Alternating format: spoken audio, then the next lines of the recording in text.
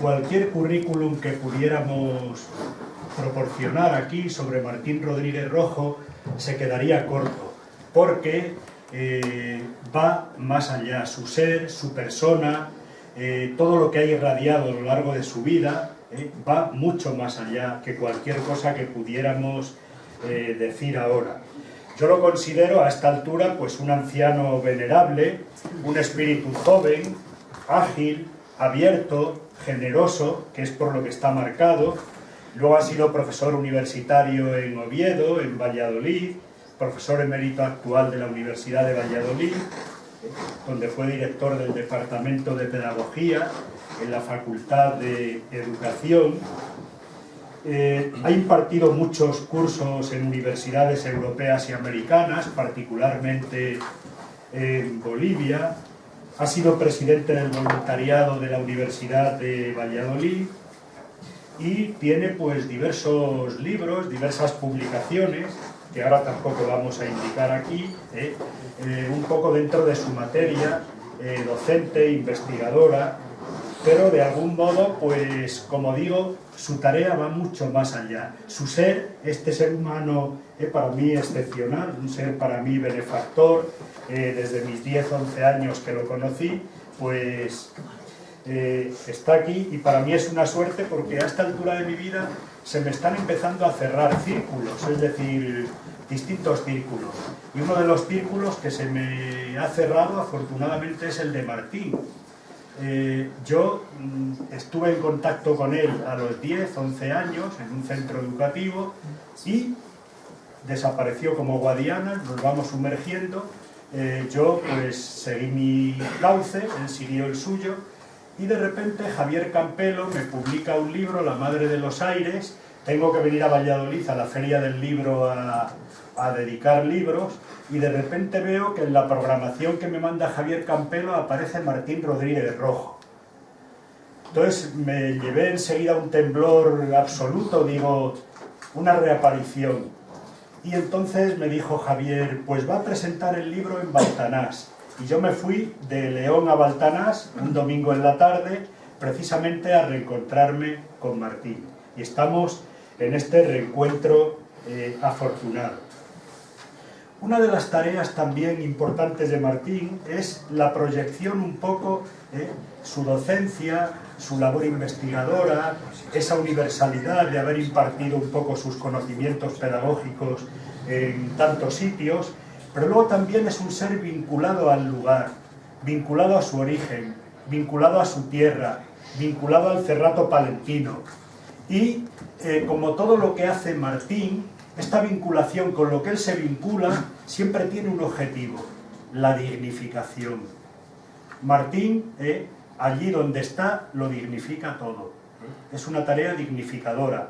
Entonces me parece que eso pues también es muy importante.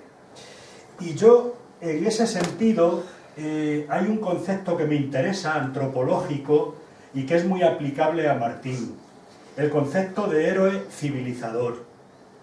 Un héroe civilizador en la antropología es aquel que aporta algo a la comunidad donde está que esa comunidad no tenía.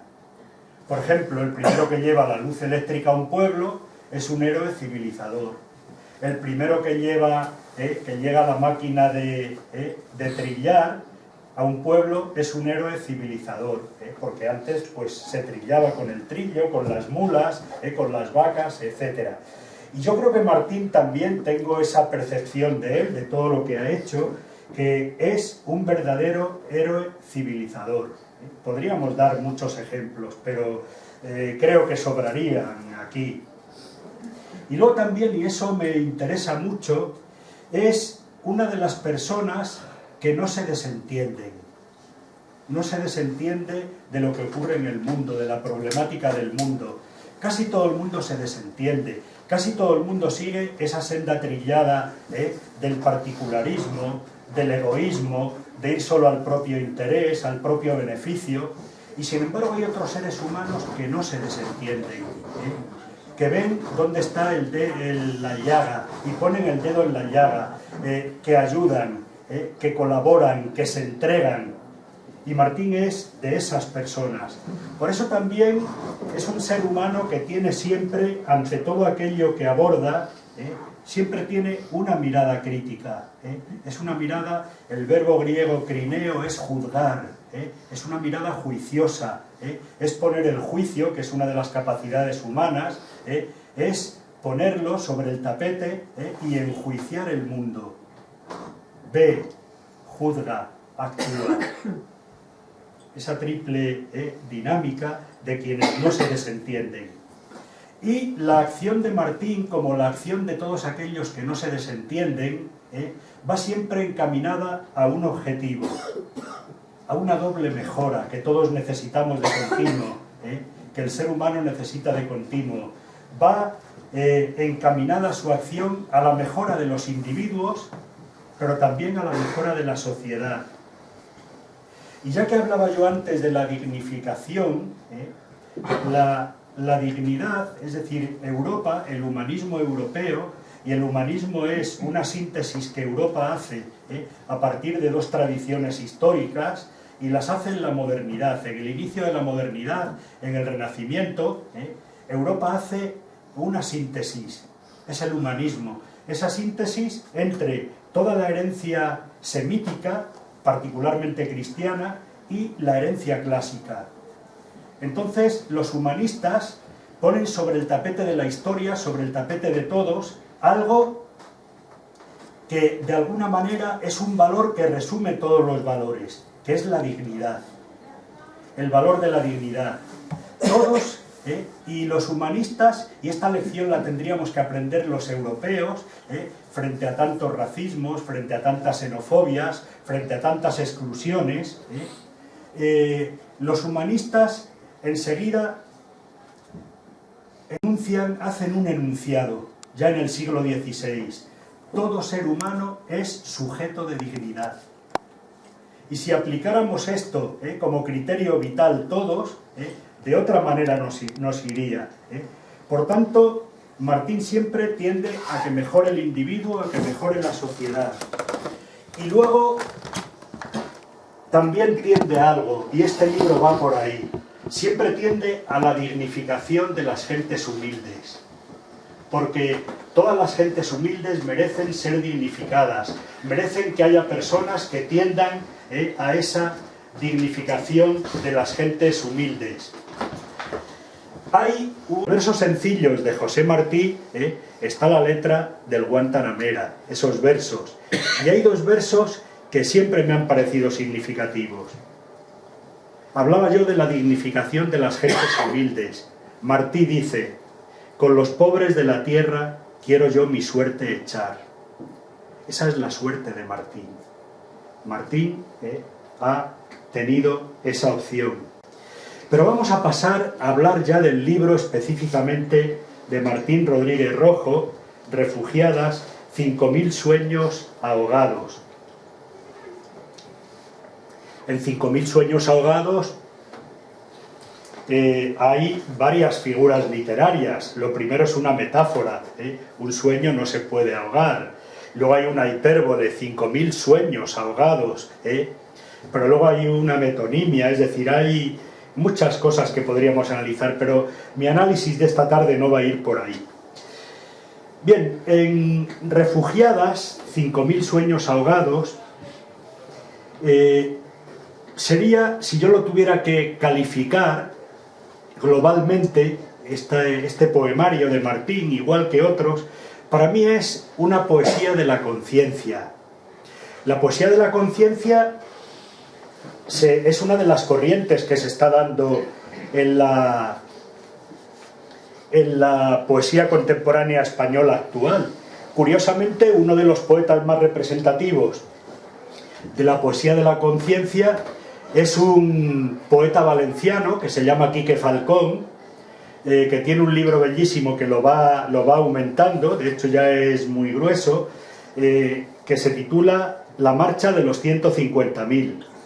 Y es uno de los abanderados de la poesía de la conciencia. Curiosamente, Quique Falcón es un poeta que es a la vez sacerdote y que está haciendo en los barrios humildes de Valencia pues una tarea también muy interesante.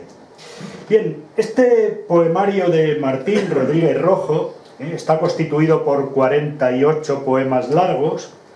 Yo diría, para caracterizar estos 48 poemas largos, que en ellos predomina un desarrollo narrativo. Son poemas que todos ponen el dedo en la llaga, son poemas de información y de denuncia de una realidad que estamos viviendo, que llevamos viviendo a lo largo de todos estos años.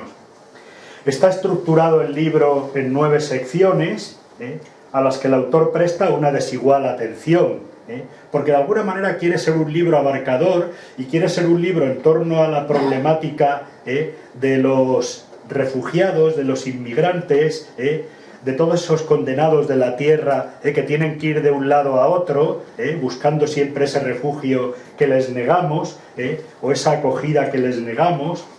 No tenemos esa disponibilidad de la que hablaba el poeta judío Edmond Javé.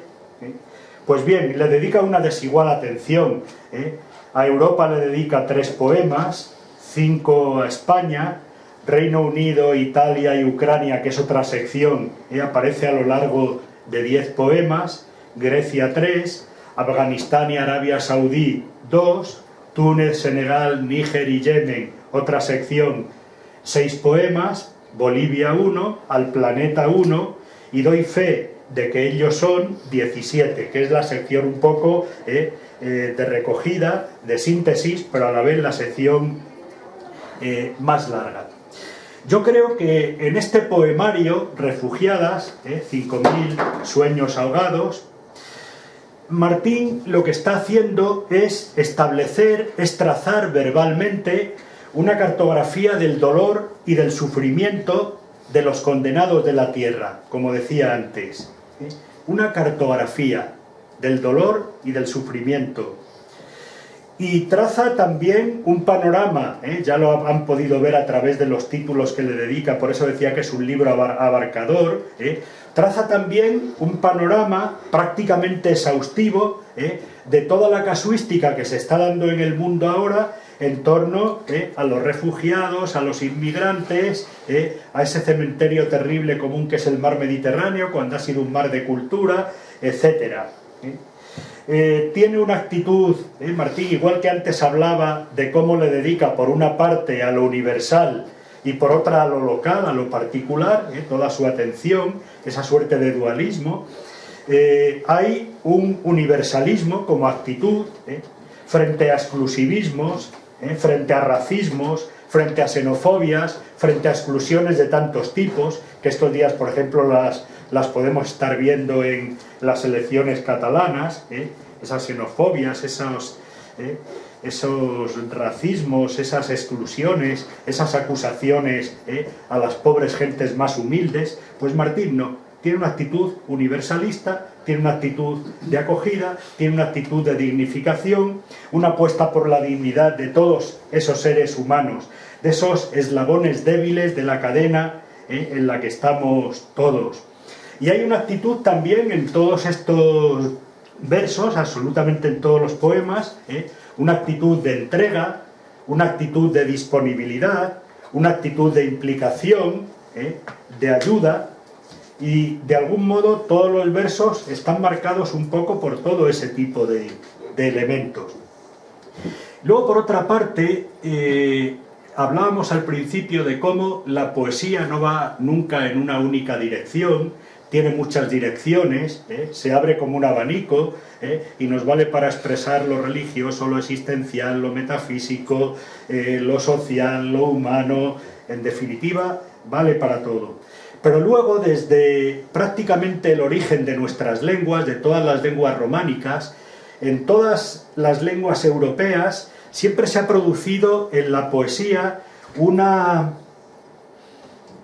vía que a veces la han encarnado los ciegos cuando van recitando poemas por los pueblos, que a veces la han encarnado pues los ancianos venerables de la sociedad, a veces la han encarnado personas humildes, los pastores que también han recitado, los labradores, los campesinos, Y de algún modo aquí en este libro, que yo creo que pertenece un poco a este territorio, hay una gran confianza en que la poesía de raíz popular, que es la que cultiva Martín, con mensaje, comprometida, puede transformar el mundo, ¿eh? Una confianza en que la poesía puede transformar el mundo. Esa poesía, como digo, de raíz popular, esa poesía inteligible, esa poesía que utiliza el verso de arte menor, el octosílabo, particularmente en nuestro idioma, que es un poco la poesía que cultiva Martín y que ha tenido, como digo, un cultivo, se ha difundido a veces a través de pliegos sueltos, de pliegos de cordel, que curiosamente se coleccionan en las grandes bibliotecas del mundo, desde América a Europa, que han venido a España a buscar pliegos de cordel. Y es una poesía casi de cordel, es una poesía de entregar a todos, de que todos la lean, de que casi se recite, se cante en la plaza pública y que todos se enteren, que es una tarea ya de los juglares desde la Edad Media europea. Bien, y ya un poco para cerrar, porque no me corresponde a mí hablar tanto, tiene que hablar más el autor, como es lógico, yo creo que también esta poesía es una poesía de tesis en favor de los seres humanos. Y, como digo, de ese eslabón débil, de esa cadena en la que estamos todos, de ese eslabón débil, poesía de tesis en favor de la humanidad, de esa humanidad que nos pertenece a todas, a todos.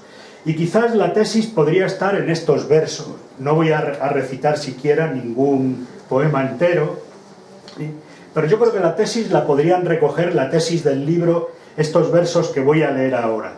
Dice el autor, dice el poeta: elevad el pensamiento, desechad esas mentiras, bucead en las entrañas de este mundo que atenaza con pobreza y con las guerras a los pobres desgraciados que con su escapada pagan lo que otros gozosos cobran.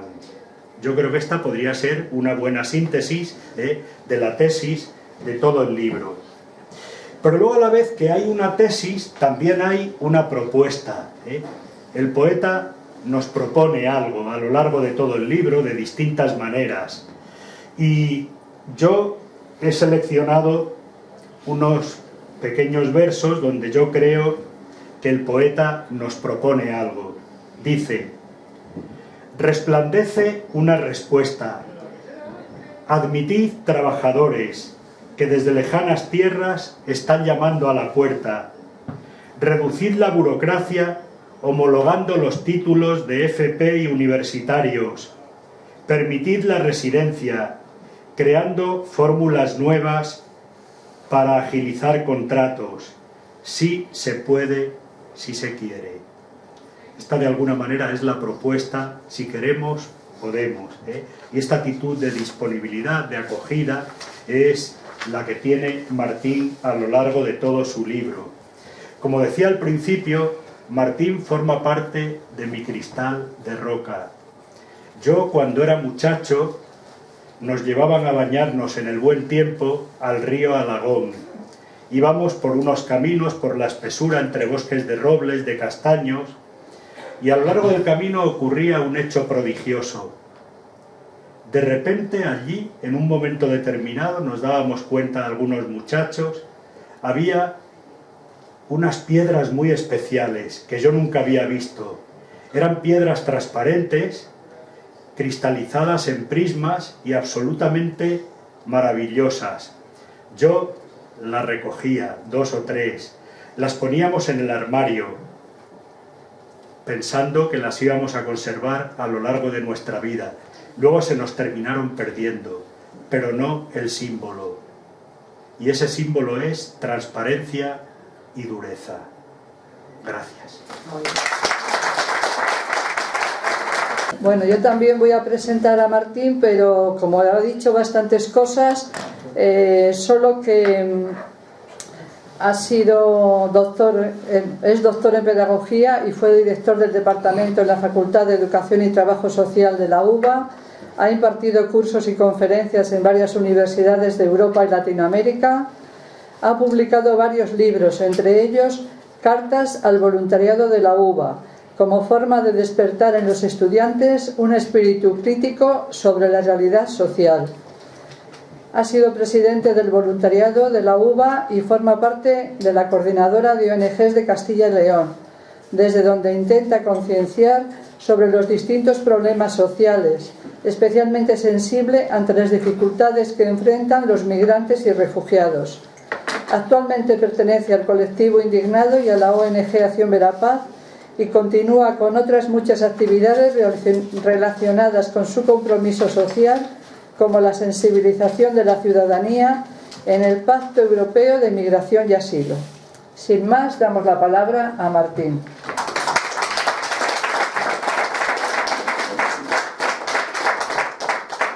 Bueno, pues lo primero que tengo que decir es muchas gracias. Muchas gracias a vuestra presencia, a vuestra estancia aquí en este lugar, y gracias a José Luis por estas palabras que ha dicho, que a mí me han sonrojado un poquito.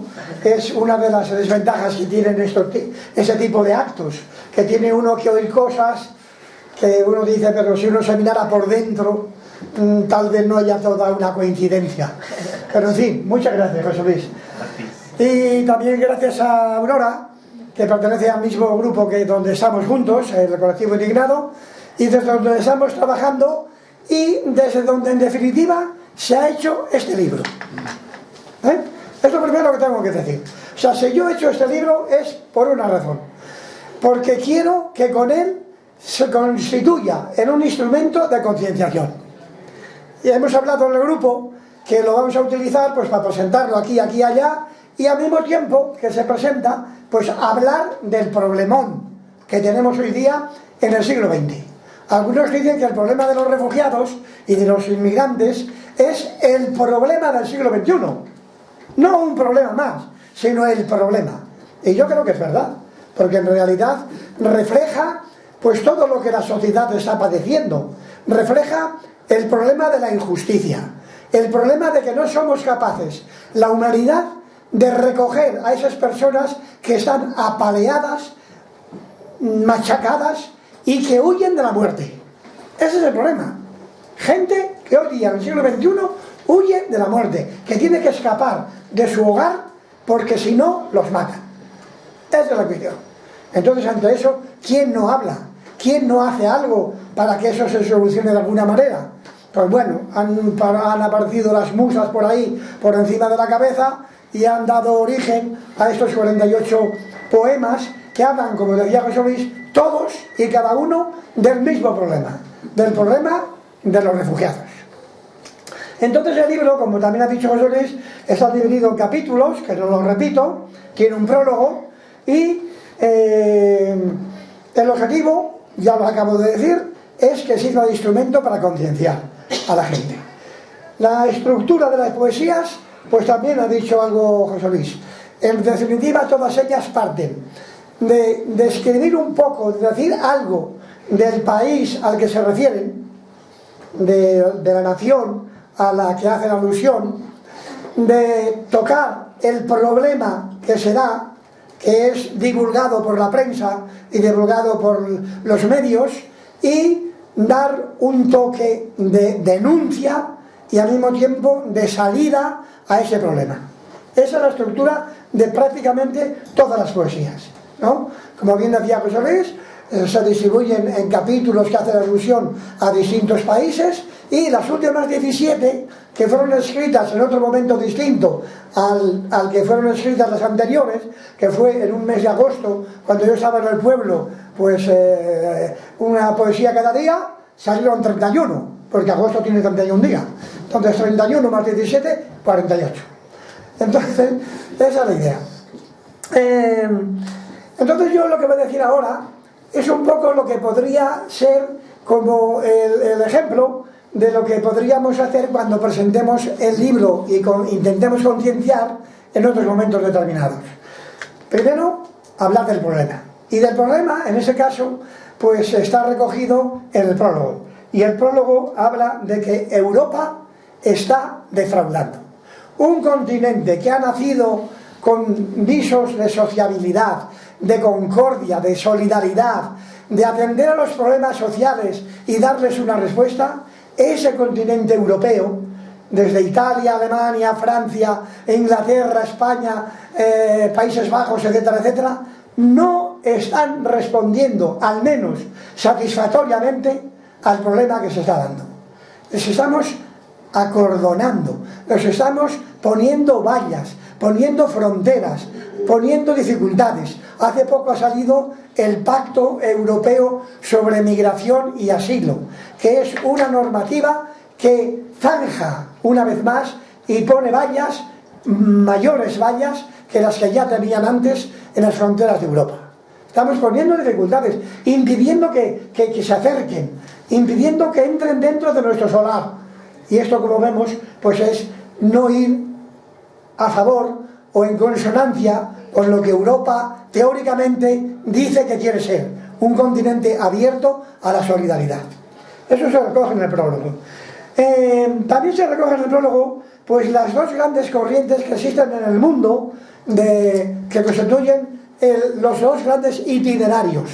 En definitiva, más de 108 millones de personas que están fuera de su hogar, de las cuales más de 35 son refugiadas, es decir, no solamente salen fuera de su hogar, sino que salen fuera de su país, como dice ACNUR, pues esa cantidad de personas vienen desde la Patagonia, sur de América, atravesando América del Sur, América Central, México, para ir a un país más desarrollado que se llama Estados Unidos. A través del paso, de la ciudad del Paso entre Estados Unidos y México, o México y Estados Unidos, pues a partir de ahí empiezan a ramificarse por Estados Unidos, siendo también pues recogidos algunos de ellos, pero muchos pues impedidos que entren. Y ahí se forma un estancamiento que realmente es terrible. Yo conozco a personas que están ahí en el Paso, que han venido a España, aquí precisamente al pueblo donde yo soy, que nos hemos hermanado con ellos, y nos cuentan cosas pues terribles. Muertes a barullo y desazón, dejadez, pues mala habitación, dormir en el suelo, dormir a la intemperie, apareados, despreciados. Es terrible. Bien, entonces este es un itinerario. Y otro itinerario es el que viene desde el sur de África y parte de Asia, el país medio, Oriente Medio, que vienen desde ahí y aterrizan en Europa. Son los dos grandes itinerarios que constituyen, dijéramos, el tránsito por donde vienen, como digo, los más de 110 millones de personas que salen de su hogar. Pues bien, dentro de esos millones de personas hay países que acogen y países de donde vienen. Tengo aquí una colección, una descripción de los países que más emiten refugiados, como por ejemplo son Siria, Venezuela, Ucrania, Afganistán, Sudán del Sur, Myanmar, República Democrática del Congo, Sudán, Somalia, República Centroafricana. De ahí salen pues un montón de millones de personas. Por ejemplo, de Siria, cerca de 7 millones han salido de ese país que tiene unos 12. O sea, más de la mitad han salido fuera de Siria precisamente por la guerra última que ha habido, que aún perdura de otra manera, pero aún perdura la guerra. De Venezuela han salido cerca de 6 millones. De Ucrania, cerca también de 6, 5,4. De Afganistán, cerca de 3 millones. De Sudán del Sur, 2,3 millones. De Myanmar, 1,2. De la República Democrática del Congo, cerca de 1 millón. De Sudán, 850.000 prácticamente. De Somalia, cerca de 800.000. De República Centroamericana, también cerca de 800.000. ¿Y en qué países son recogidos? ¿En qué 10 países son los que más recogen a esos que vienen de esos sitios que acabo de decir? Pues los países que más recogen son Turquía, Colombia, Alemania, Alemania en Europa. O sea que Alemania es el país europeo que más refugiados ha recogido y está recogiendo. Pakistán, Uganda, Rusia, Polonia, Sudán, Perú y Bangladesh. Por decir algunos, por no decir todos. Por ejemplo, Turquía, pues cerca de 4 millones. Colombia, cerca de 3. Alemania, cerca de 2, etc. Bueno, pues por aquí van esas personas. Entonces, este es un panorama que realmente constituye un problema que yo creo que es digno de ser contado, digno de ser informado, digno de que nos demos cuenta que eso está ahí y que a eso tenemos que dar una respuesta. El libro es una respuesta, intenta ser una respuesta. Darla a conocer para que nos movamos y podamos hacer algo. De estas personas, fijaros, son recogidas con esos 10 países, pero podemos decir que cerca del 80% de los que son acogidos no son acogidos precisamente por países desarrollados y países europeos. No somos nosotros los que más recogemos. Los países que más recogen son los países precisamente subdesarrollados. Eso de que los pobres recogen a los pobres, pues se cumple aquí. O sea, los países menos desarrollados, menos favorecidos económicamente, los que peor lo pasan, son los que al mismo tiempo son más solidarios a la hora de recoger. Por tanto, no es cuestión de decir, es que estamos recogiendo a todo el mundo, ¿qué va? Los que no son europeos y los que son más pobres que los europeos recogen más refugiados que salen de esos sitios que he dicho. Ha habido un acontecimiento que es digno de mencionarse, que es que decimos, es que es imposible recoger, es que no somos capaces. Pues ha habido un hecho que ha sido los refugiados que han salido de Ucrania. Cuando Europa ha puesto cara para recoger a los ucranianos, que ahí ha sido relativamente generosa, pues podemos decir que ha sido un ejemplo para decir que si queremos, podemos. Lo que decía José Luis antes. Si queremos, podemos resolver el problema. Hombre, entre tantos millones de habitantes como hay en el mundo, ¿no vamos a ser capaces de recoger a 100 millones que hemos dicho? O a 35 refugiados, porque no todos han salido de su país. Pues si los distribuimos bien, por un sitio, por otro, por otro y por otro, y hacemos una política digna de migratoria, pues hombre, tampoco va a tocar a tantos. Podemos resolver el problema. Lo que pasa es que no ponemos manos a la obra. Entonces, el ejemplo de Ucrania, como digo, es una manera de decir que hemos sido capaces de recogerlos y que si queremos también podríamos recoger a los que no son ucranianos. Pues bien, esto es lo que yo podría decir un poco sobre el particular y lo que, como digo, podría servir un poco como de ejemplo para que cuando recojamos o hagamos esta presentación en otros momentos podemos hablar tal vez de los refugiados en general, como yo he hecho ahora, o de los refugiados de Yemen o de Sudán o de Colombia o de Pakistán, o sea, ver qué es lo que pasa en esos países y después pues decir alguna poesía que puede pues ejemplificar eso.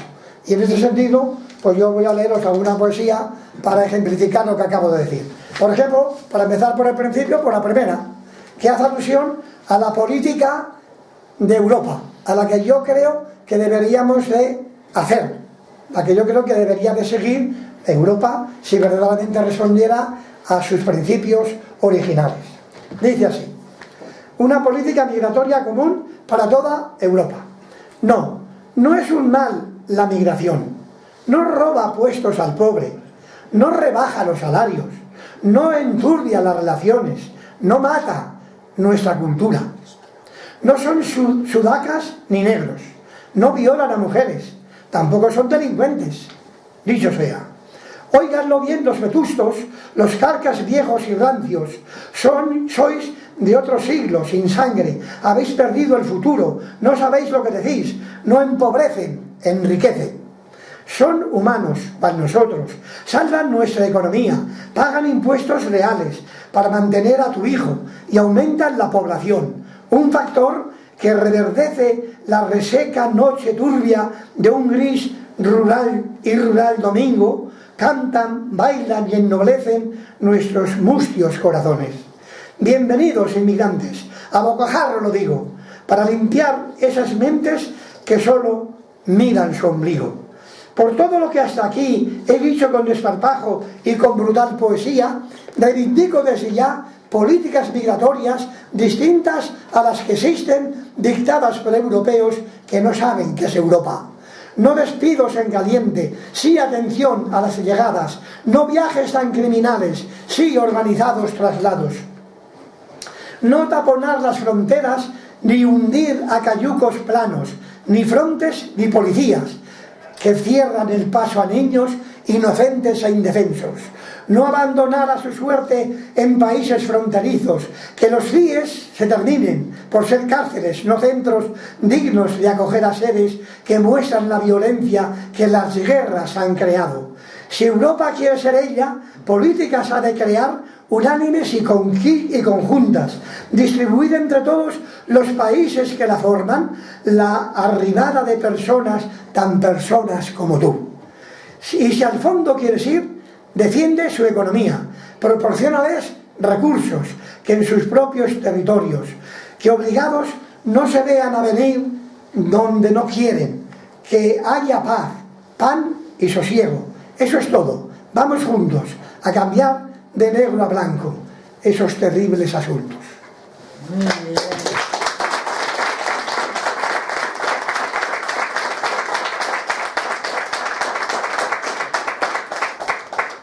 Bueno, y después ya, pues para terminar, una que hace alusión, dijéramos, a la idea general del refugio, ¿no? Que es lo que se propone en definitiva aquí, en este libro. O sea, que se anima a refugiar, a acoger a los refugiados. Vamos a ver si la encuentro. Aquí. Dice: refugio es la expresión del sí, es el abrazo del padre al samaritano errante, depósito de lo tierno, lo cercano, lo filial, presencia de verde llama del fuego que enciende el alma. Ellos vienen, los que están van, se juntan bajo los árboles y el futuro común nace a la sombra de sus hojas. Es la altura de la noche, lo profundo del oscuro, lo sublime del silencio. Es el refugio del uno confluyente con el dos, como la fraternidad, vehículo universal de sabia transformación. Es la cima, lo perfecto, es el amigo que enriquece. No habrá mundo sin refugio, ni humanismo sin el riego de los chopos en ribera, manso hogar por huidos habitado. No habrá trigo sin el agua, no hay progreso sin nosotros.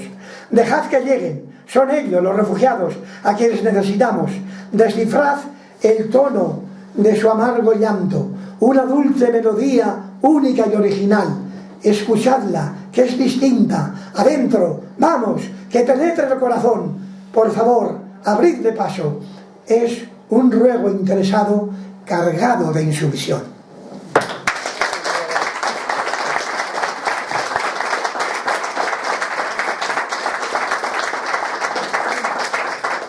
Y por ahí sigue la cosa. Faltan 46. Eso las podéis hacer vosotros. Pues bien,